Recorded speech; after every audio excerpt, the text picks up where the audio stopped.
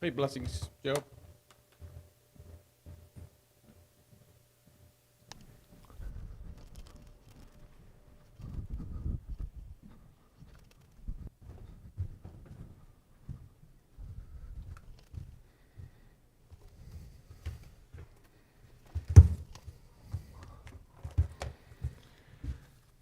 Well, good morning to each one. Thank you all for being here. Good to see you all. Welcome to Alan, Dolores family. Good to see you. I have not seen you since you were in the States, so good to see you. All right, why don't we just have a word of prayer here before we get started. Father in heaven, thank you for this time. We could be together as brothers and sisters in the faith, and I pray that you would bless our time here, give us wisdom, give us understanding, help us to receive truth, strength, encouragement from your word, and pray that you bless me as I stand here and speak, and help me to speak the truth and words from you and from your word. For your spirit would be present with us and help us to hear what you want us to hear. Pray that you would revive your church, give us a passion for you, for your kingdom, for the ongoing work that is before us. In Jesus' name, amen. So once again, thank you all for being here. And if you were here a month ago, I started a new book, and it's the book of Job. And I did an introduction. So if you missed that, I just gave an overview of kind of how the book's laid out and a little bit of the storyline of the book of Job, and pointed out a few of the highlights. And so we're pretty familiar with the narrative. And one thing that's interesting, the narrative, the story in the book of Job only covers about 3 chapters. I think it's 2 at the beginning and 1 at the end. And what I mean by, well, that's actually not quite, let me clarify that a little. The whole thing is the story, but most of the book consists of this dialogue between Job and his 4 friends. And so that takes up most of the book. And so the actual happenings apart from that is what I was talking about. So that was a little, just to clarify. But we're pretty familiar with those 3 chapters, the actual storyline. And one thing we're going to look in, so you can turn to the book of Job, chapter 1 and 2. And I believe I'm just going to read it quickly. Like I said, we're pretty familiar, but I believe I'm going to read it. And so if you want to turn there, that's what I'm going to do at this time. Take special note to the 2 sections that we're going to look at. Chapter 1, 6 to 10. And then the first, I believe it's 6 verses of chapter 2. And it's a little bit, it's different. It might be a little bit of a different, I don't know if it's going to be a different message, but what I'm saying is this is somewhat of a unique glimpse that we have into heaven that's not recorded very many places in the Bible. There is another account in Kings, and I'm not sure if I'll get time to get to it or not, so I might just mention it briefly right now.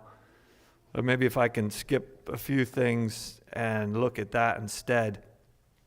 But I don't know if you remember the account in Kings where it's the day that Ahab got killed in battle, and the prophet Micaiah, I'm not sure exactly how to pronounce it. I think in the Bible it's a long A.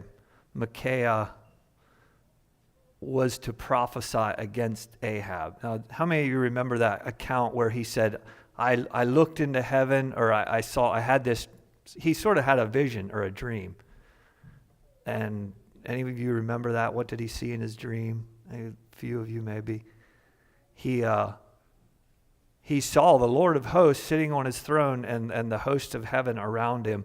And the Lord is saying, who's going to go down and convince Ahab to believe the lying or the prophets? I should look at the story. I'm sorry. Anyhow, the part I want is finally a spirit stood up and said, I'll go down and I'm going to be, and then God said, well, how are you going to do this? And he said, well, I'm going to be a lying spirit in the mouth of his prophets. Now, some of you, how many remember that story? Yeah.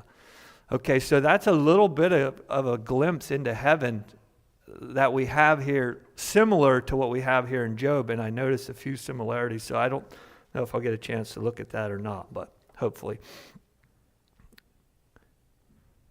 Okay, I'm going to go ahead and read this. There was a man in the land of Uz whose name was Job, and that man was perfect and upright and one that feared God and eschewed evil. And there were born unto him 7 sons and 3 daughters. His substance also was 7,000 sheep and 3,000 camels and 500 yoke of oxen and 500 she-asses and a very great household, so that this man was the greatest of all the men of the east. And his sons went and feasted in their houses, every one his day, and sent and called for their 3 sisters to eat and drink with them. And it was so, when the days of their feasting were gone about, that Job sent and sanctified them and rose up early in the morning and offered burnt offerings according to the number of them all. For Job said, it may be that my sons have sinned and cursed God in their hearts. Thus did Job continually.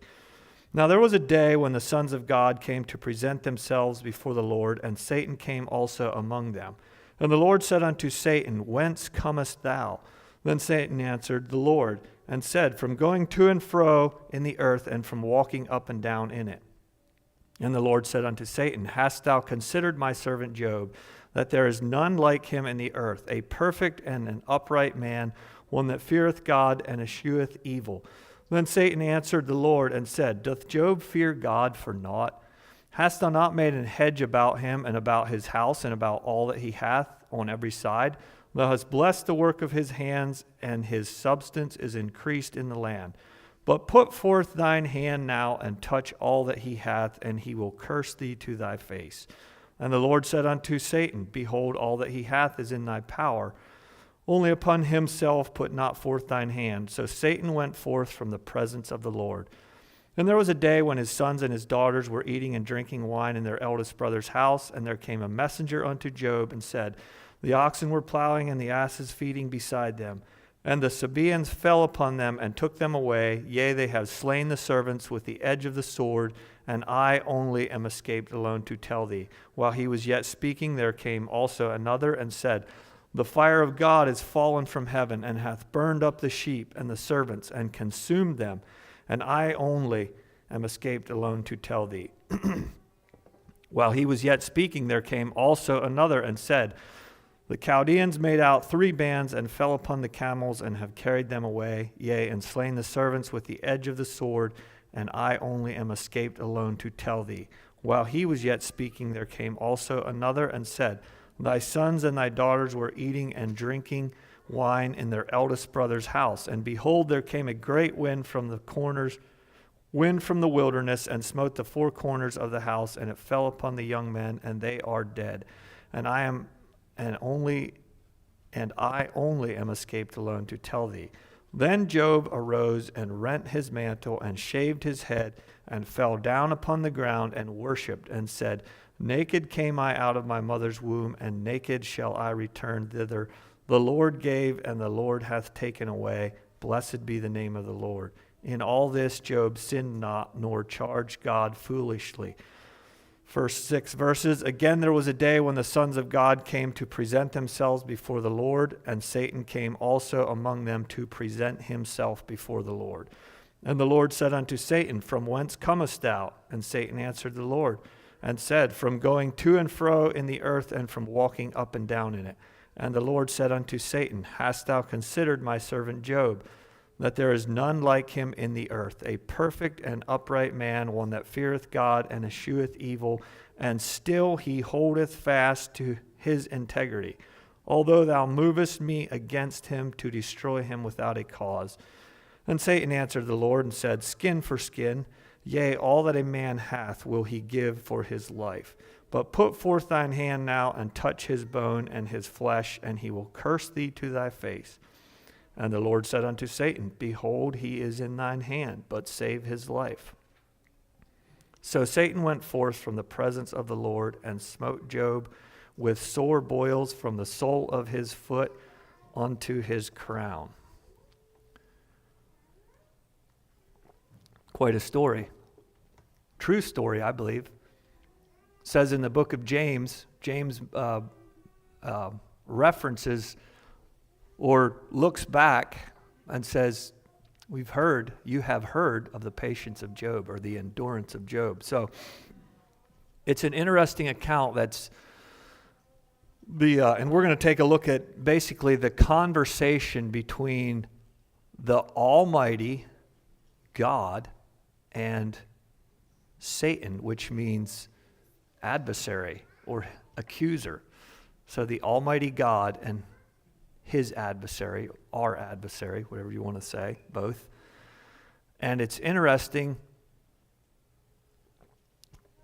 like I mentioned, there is a few passages in the Bible that give us a glimpse like this. We're going to take a look at a few of the things in this passage, and there's a lot of questions, and some of the things that we look at are going to remain questions. They're going to remain unanswered because I don't have answers, and I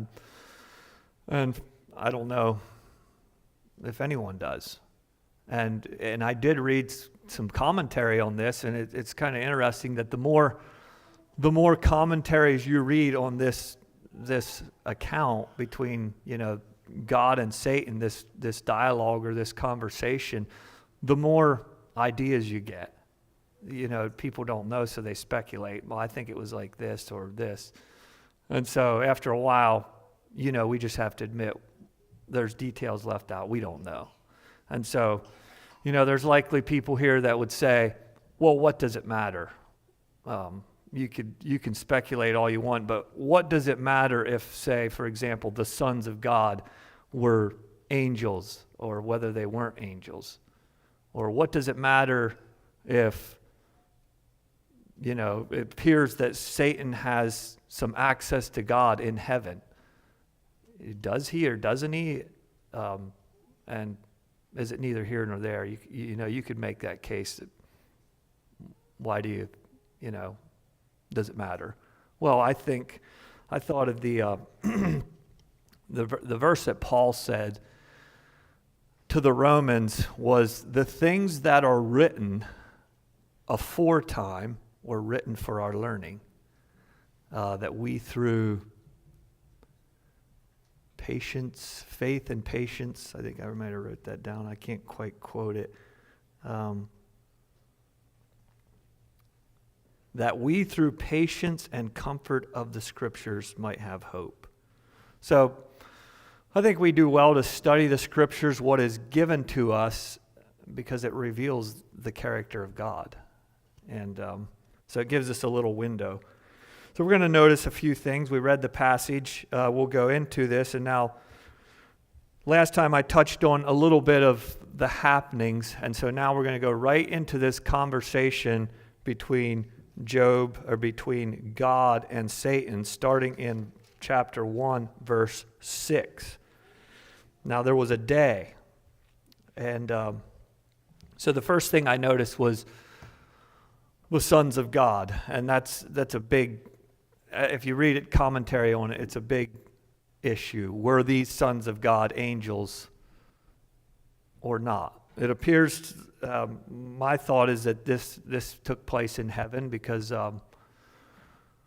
mainly because when God said to Satan, where'd you come from? And he said, he's going to and fro in the earth and walking up and down in it. It sounds like he was down on earth, so I don't know. That'd be my thought. But the sons of God, who were they, and what were they doing in this section?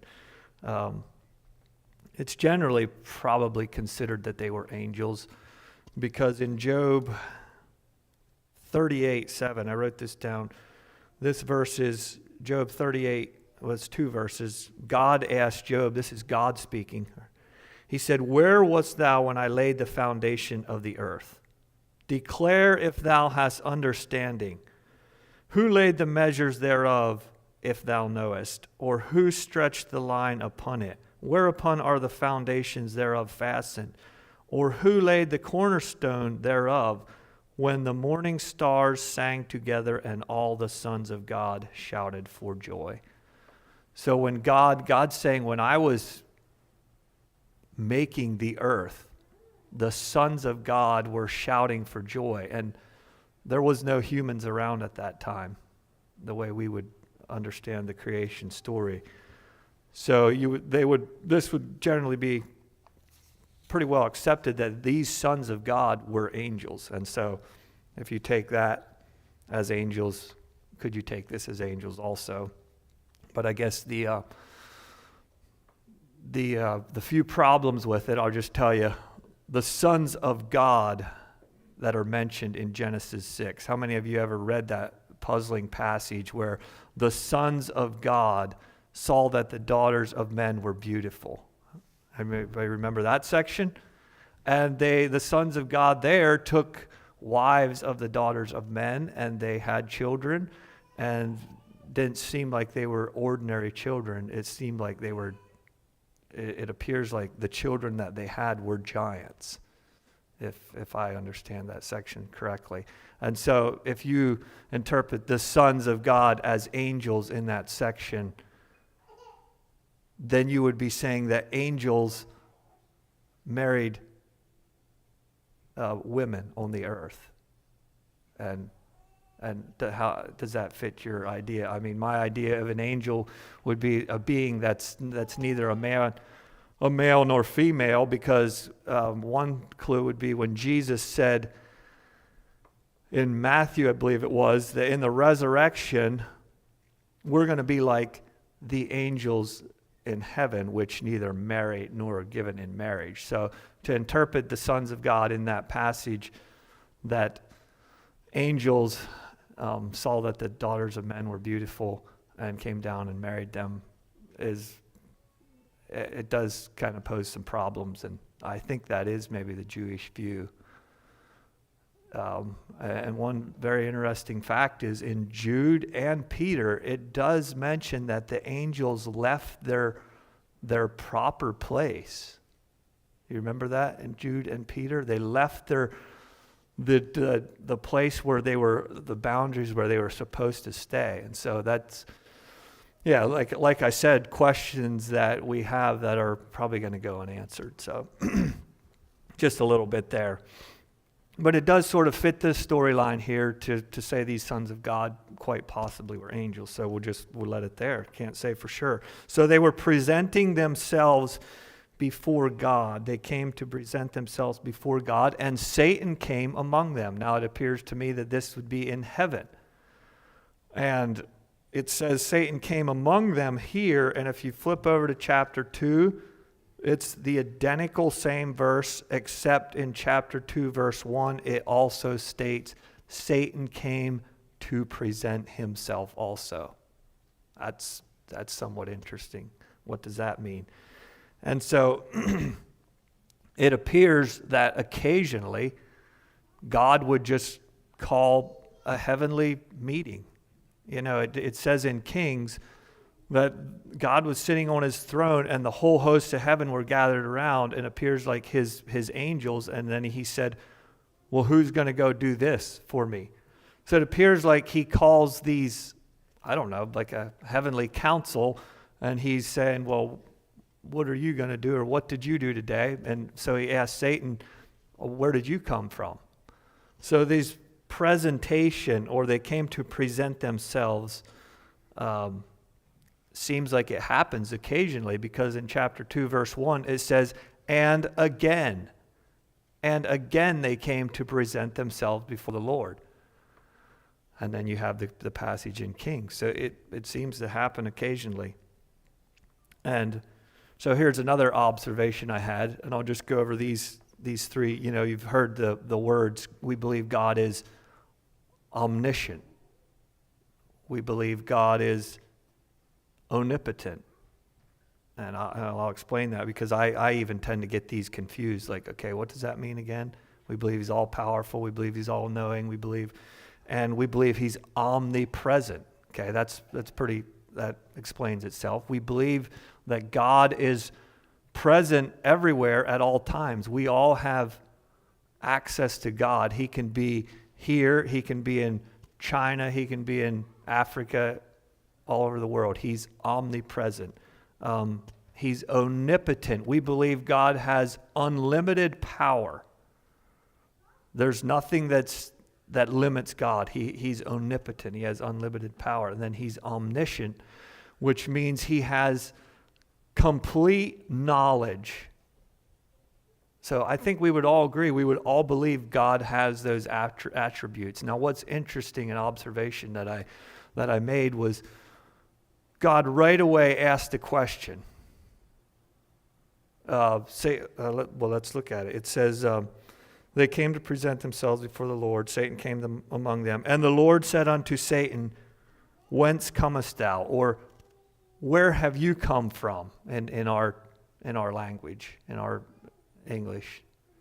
Where did you come from? Now we just established that God has complete knowledge. God knew exactly where Satan had come from. But if you just think back to the first book of the Bible, Genesis, and God was he was walking in the garden in the cool of the day, and Adam and his wife tried to hide from God. How many times have we tried to hide from God? But they thought they could hide from God. And I asked you little boys, when Adam and Eve, or any of the children, tried to hide from God, what is the question that he asked them?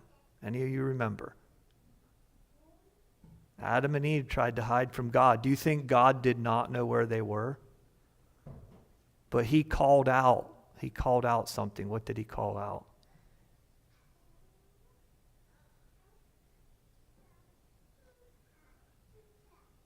Remember, they were in the garden and they were hiding, and God called something out. Any other children remember? Raise your hand. What did God ask? Well, surely you know. Well, adult. Okay, there's one. Well, not quite, but he said, when you play hide and seek, what do you do? Tell somebody to make a noise, right? That's not quite what God said, but God said, where are you? Didn't he know where they were? He has complete knowledge, right? So the same thing happened here. He asked Satan, where did you come from? Well, God knew. Okay?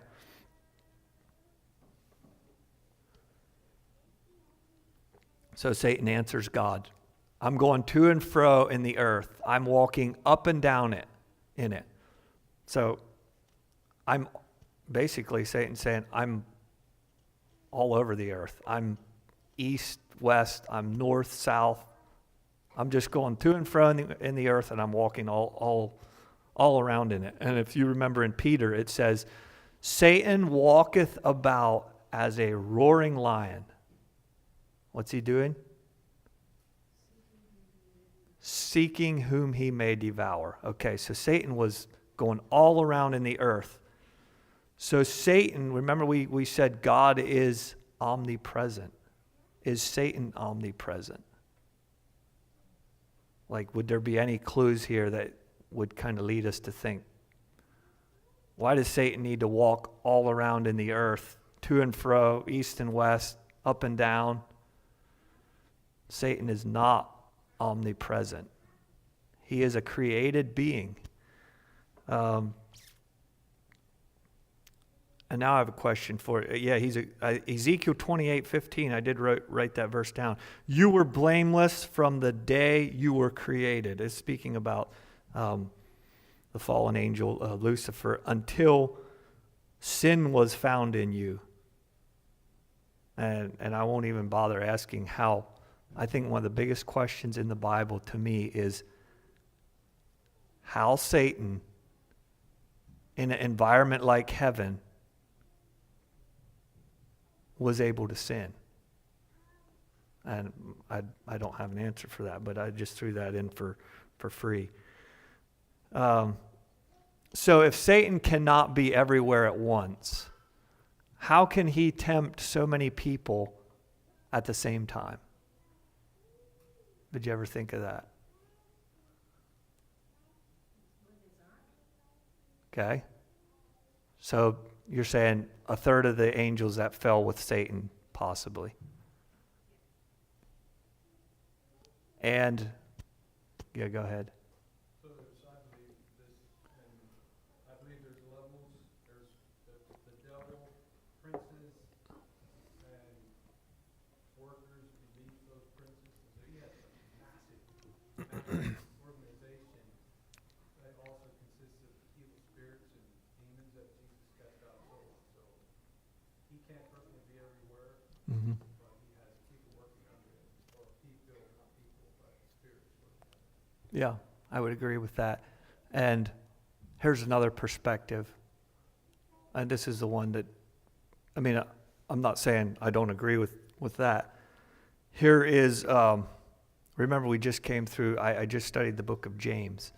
The verse that I'd like you to consider would be, it's James talking about temptation. Every man is tempted when he is drawn away after his own lusts and enticed. Now you could say he's enticed by, quote, Satan, one of Satan's army. But I would personally believe that although Satan and his army is behind the whole agenda, it's not always them personally, like in this story where Satan personally attacked Job. And that's, I would say more than likely, that's usually not the case. Now, correct me if I'm wrong, but I believe that our human nature or our desires, our fleshly desires, there's temptations and things out there that appeal to them that Satan and his princes are over, but it's not them personally all the time attacking us, if you get what I'm saying. James makes it pretty clear that we're drawn away of our own lusts, our desire for something that's attractive and enticed. And so that's a perspective. So God's saying here in verse 8, so Satan, in all your to and fro, up and down, east and west, in all your traveling around the earth, have you noticed this one man? And he describes Job, and there is none like him on the earth. He gives about 5 things. First of all, he says there's none like him on the earth. Then he says he is perfect, and he says he is upright. Then he says he fears God. He avoids evil. Have you considered him? Have you, in all your traveling around, did you see this one? And that agrees with the description in verse 1, chapter 1, verse 1, the same description of Job.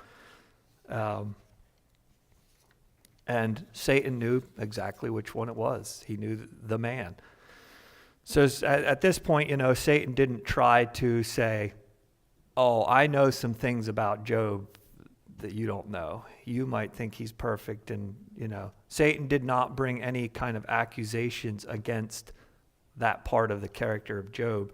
In fact, in verse 9, he acknowledged that Job feared God. Satan answered and said, doth Job fear God for naught? So he acknowledged that Job did indeed fear God.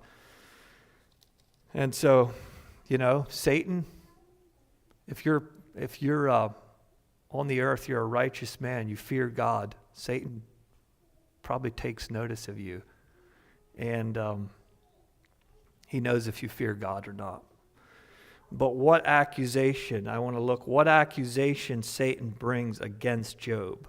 What does he insinuate? First of all, he says, well, God, so this is in verse 10, you protected him, you guarded him on every side. I can't get to him. I think it mentions him. You made a hedge about him. Okay, that's him personally, his house, it'd be his family, all that he has. So it's all his possessions. So Job was well protected by God. Well protected. Him, his house, his family, all his possessions. And that's one of the things Satan brings up to God. And secondly, God, not only is he well protected, you prospered him on top of it. You made him rich. And so protection, prosperity. And then Satan makes a suggestion. Satan suggests, God, why don't you take away that protection? Well, let's look exactly what it says. Put forth thine hand now and touch all that he has. Basically, take away the earthly possessions that you have given him. Just take them away and see what happens. And the accusation, I believe. Well, here's what Satan says Job will do. Job will curse you, God, to your face. And which is exactly what Job's wife suggested that he do later. Why don't you just curse God?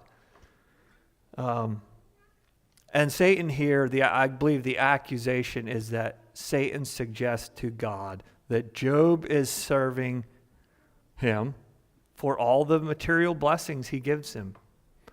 Basically, it's a selfish, Satan is basically saying it's a selfish devotion that Job has to you.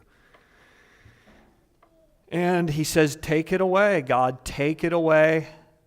And this is what will happen. He will curse you to your face. Now, at this point in the story, what do you think God would say? Get thou behind me, Satan. Right? Like, I won't do that. Is that what happened? We know the story. And this is where you kind of, we knew the story ever since we were little, so we know what's coming. But you would think the Almighty God and Satan, his adversary, they could talk about it. And at this suggestion, God would say, forget it, Satan. You're not going to touch my most upright man that's on the earth, the greatest man in the East. Okay, so that's not what happened. And what God does say is actually fairly scary stuff. If you would hear this conversation about yourself, where God would say, behold, Satan, all that, take me, take you, take all that Joe has is in your power. Do what you want. Only do not lay a finger upon him, so to speak. Can't do anything to him, but everything that I've blessed him with, it's in your power. Go ahead. Or he didn't say, he just said, he's yours. It's in your power. So Satan, he had to have that permission in order to do what he was going to do. And God gave him that permission, but he also put a boundary there. You can go this far, but no farther. So it's, if you heard that said about yourself, if you weren't kind of scared, I don't know if you're human, because as we see, and I think someone asked this question already here recently, does the devil have power? Think about it for a while. Does he have power? So God had to give Satan permission, and then he put a limit on him how far he could go. So it says Satan went forth from the presence of the Lord. And he didn't waste any time. He brought calamity after calamity after calamity until all Job's possessions and all his children were gone. And I don't even think we can imagine how it would be. Like, the death of one loved one or one child. All your stuff taken from you, all your children are dead, and I don't even believe we can hardly wrap our head around it. And Job's response then is, he arose, rent his mantle, shaved his head, fell down upon the ground, and worshipped. And he said, the Lord gave, and the Lord hath taken away. Blessed be the name of the Lord. And all this Job sinned not, nor charged God foolishly. And okay, now we're going to keep going. Now the story could have stopped there, but we are fortunate enough to have the next episode. The next, we get to see again that Satan and God had another conversation about the same man and about how this was progressing. So it starts exactly the same all the way down to verse 3, where he says again, did you consider my servant Job? He goes over the exact same things. Satan said he was again walking around the earth. God pointed out there's perfect and upright man, and stays away from evil, fears God. And now this is part 2, where he says, the last time we talked, what you all did to him, my servant Job is still holding fast to his integrity. So we pick up here. And basically bringing it to Satan's attention. Remember, I asked you boys a question again. What did Satan say would happen, or any of you children? What did Satan say would happen if God allowed him to take all Job's possessions away? What did Satan say would happen? Justin? He would curse him to his face. Did Job do that? Okay, Job did not curse God to his face. So, Satan, he missed that one. He lied on that one. Okay, that did not happen. And then God says something interesting in the end of verse 3 that I do not understand. He said, he still holds fast to his integrity, although thou movest me against him to destroy him without a cause. Did that verse ever puzzle you, or did you ever notice that God, it almost seems he somewhat takes the responsibility of Job's suffering? And that, to me, was kind of baffling. Even though, I think I read, forget what version it is, even though you incited me, God said, you incited me, you moved me against him to destroy him without just cause. Now the Bible is clear.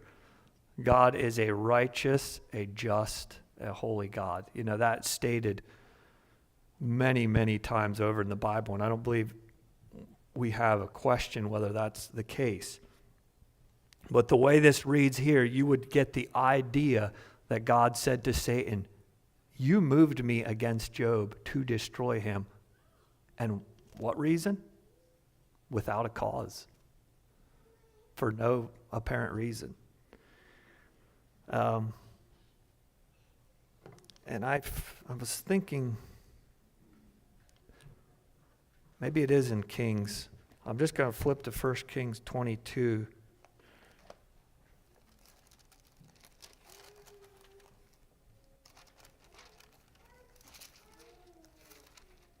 And this is the account that I was talking about. And I thought this was somewhat interesting in relation to that.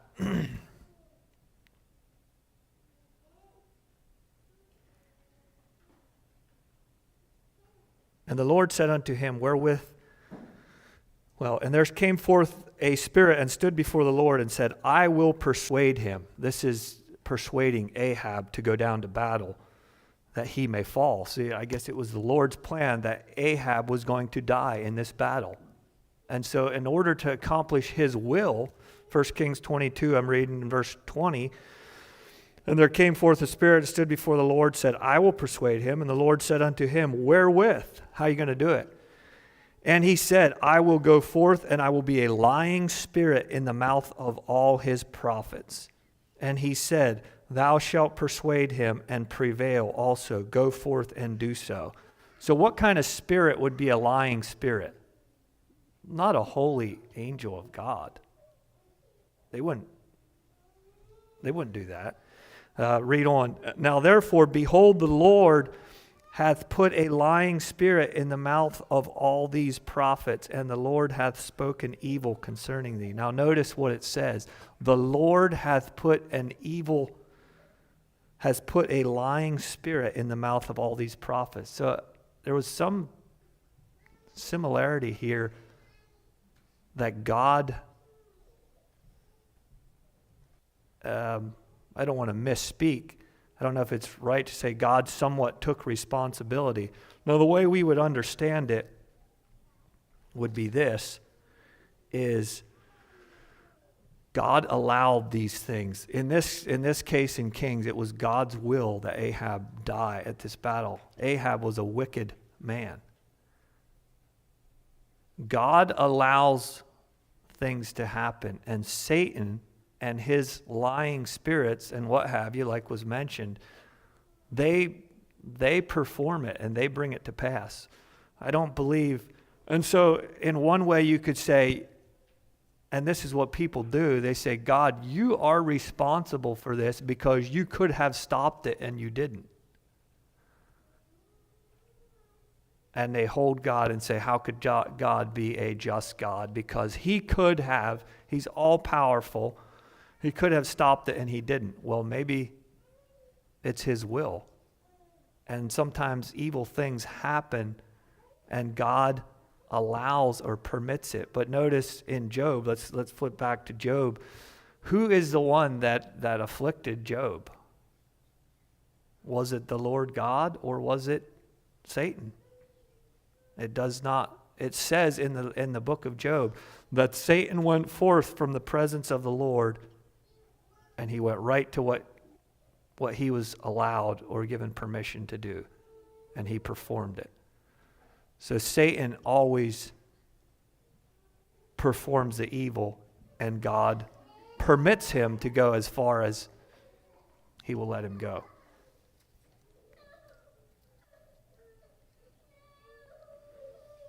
And now I just read you the end of that verse that I said I didn't understand, the end of verse 3.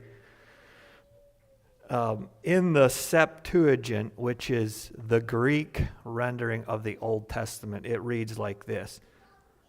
God said to Satan, and thou hast ordered his property to be destroyed in vain. Now to me that holds, it's a little clearer for whatever it's worth. But it reminds me of one other thing I'll bring to your attention here is and the Old Testament account where David numbered the children of Israel. How many have ever read the account in Chronicles and then the account in Kings, I think it is? I'll read you both the verses.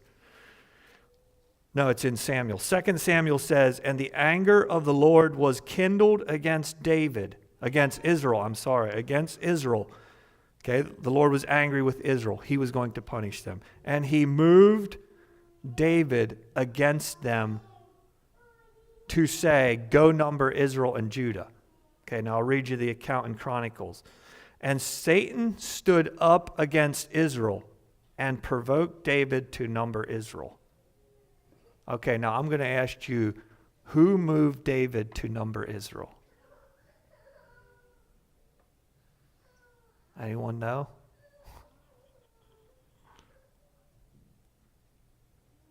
One says the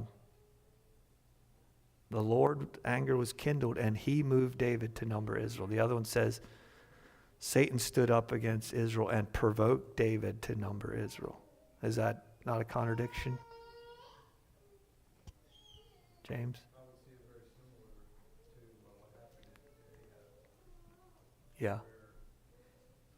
Where did the original thought come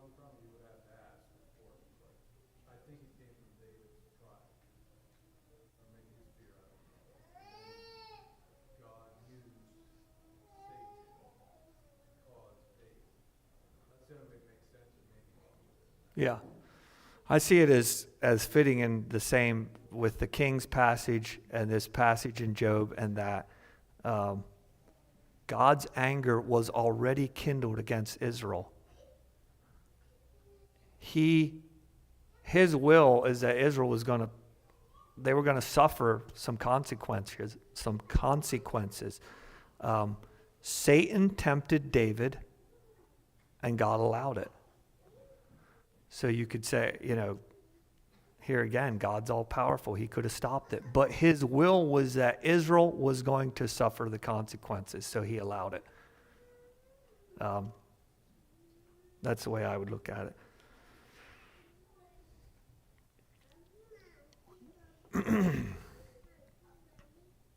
Both of these things had to happen for that to come to pass. Satan had to perform his work, and God had to allow it. Satan doesn't have power that God doesn't allow him to give or to have.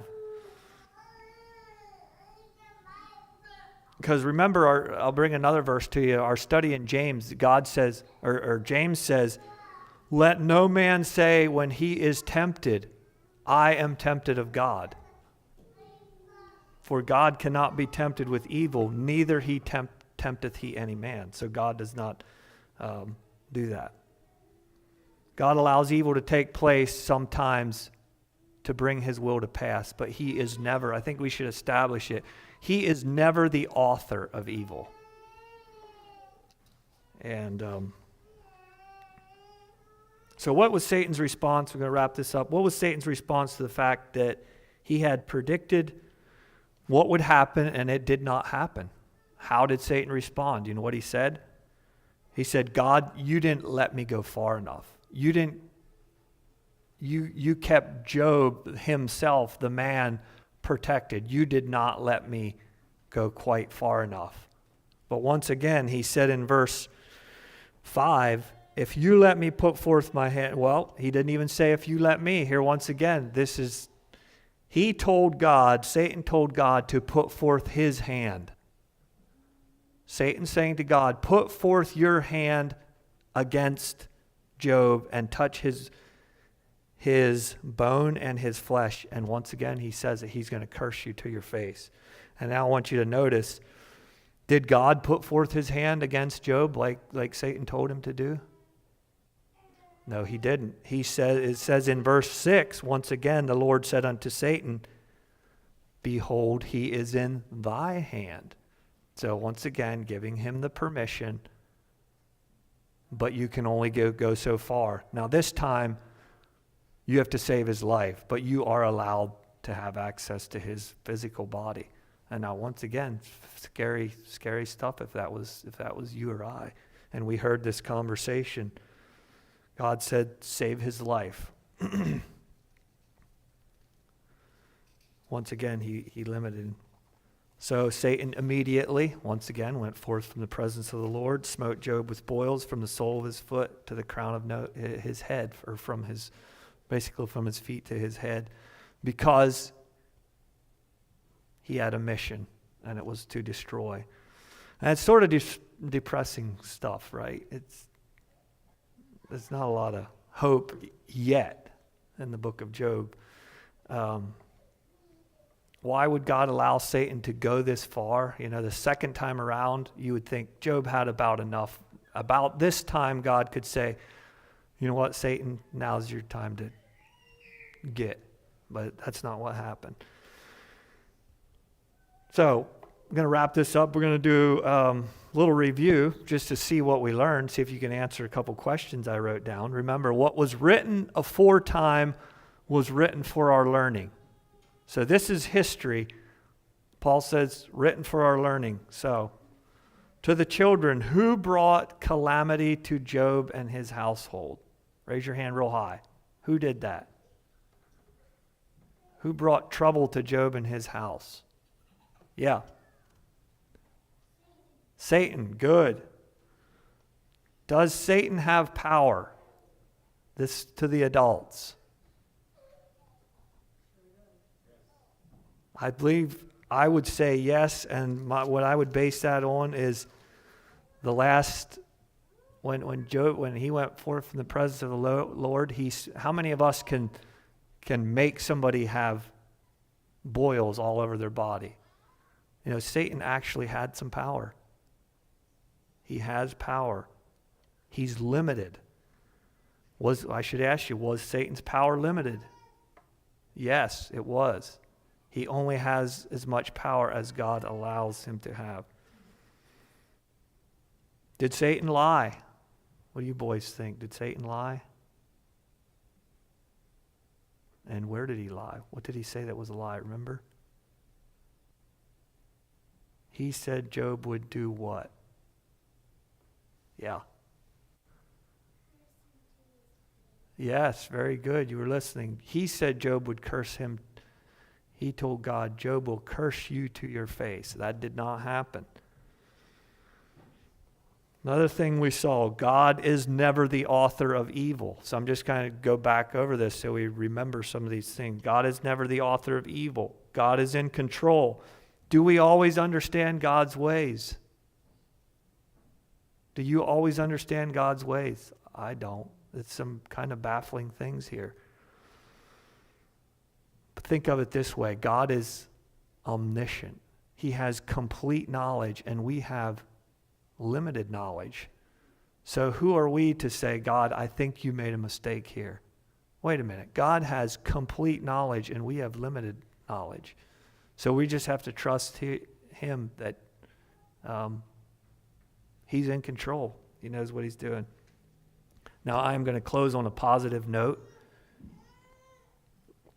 I thought this went very well with Job's trials and Job's situation. It's Paul to the Corinthians in 2 Corinthians 4, verses 8 to 10. I'll read this out of the NIV.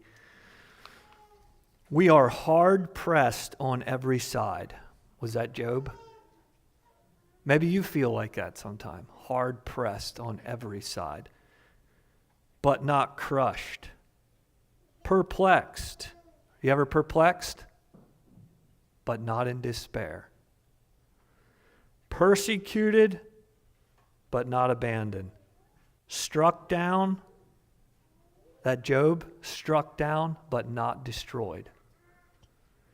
We always carry around in our body the death of Jesus, so that the life of Jesus may also be revealed in our body.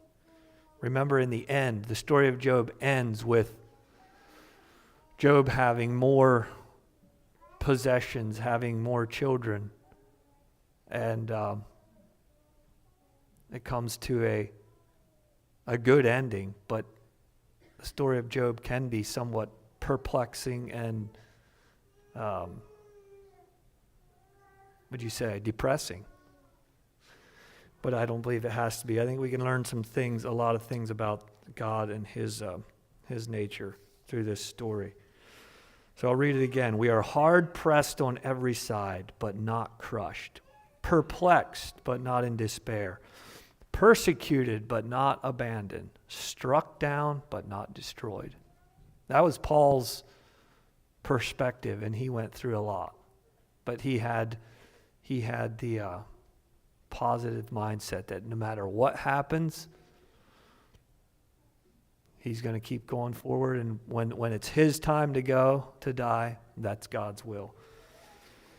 All right, thank you for your attention. Thank you for your answering questions, and I'll give you a chance if you have any wisdom or anything that you would like to say at this time.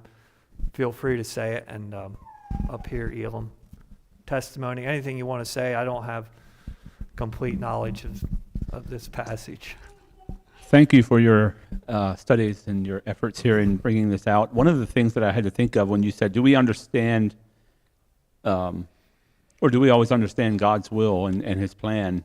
Does it make sense to us? We are first and foremost, I think, physically, we understand the physical easier. We see the physical, and it makes sense to us then when things are well with us physically, then, this would be the best for us. But God I think, puts more importance to our spiritual than he does our physical. Therefore, what doesn't make physical sense sometimes may make better sense spiritually to us. So he's concerned about our spiritual well-being above our physical well-being, is what I'm trying to say. So that, I think, can help us maybe sometimes see that there's other potential with what's going on than just our physical well-being. The other thing I wanted to mention with that little bit of presentation that James did before the sermon, in 2 weeks, would be the weekend of, I think it's the 20th to the 22nd, is the Kingdom Fellowship weekend that happens there at Roxbury Holiness Camp every year, although they did not do it last year because of COVID. We've been doing that fairly regularly ever since in the last 6 or 7 years. This year, the speaker lineup includes some names that we would know, not all of them perhaps. Philip Hess is speaking. He's from State College. I think, if I'm not mistaken, he is working currently with All Nations Bible Translations up there in State College. Finney Corvilla has a couple of messages. He's from Sattler College, as well as Dean Taylor, who was up here this morning, we saw. Ken Miller from Stuart Strath, Virginia. I believe we know who he is, sort of. And Mark Yoder and there's another name, Dale Heise, both from Costa Rica, are both speaking. And also there's another panel that has a bunch of names on it that I don't actually know entirely. So it sounds like it'll be a good weekend. The theme is life abundantly, or abundant life, taken from John. Not exactly sure what the reference is there, but everyone's welcome. They do want us to register if we're going to be there because of the meals are provided. And there's limited housing. Camper hookups are somewhat limited as well, but I'm sure they'll figure out something if more people come. So we find it very enjoyable. We've gotten to know people that we only meet there, basically. So in some ways, it's easy to go back and connect with these same people again, and it's just a fun time. All right. Thank you. Anyone else have something to add?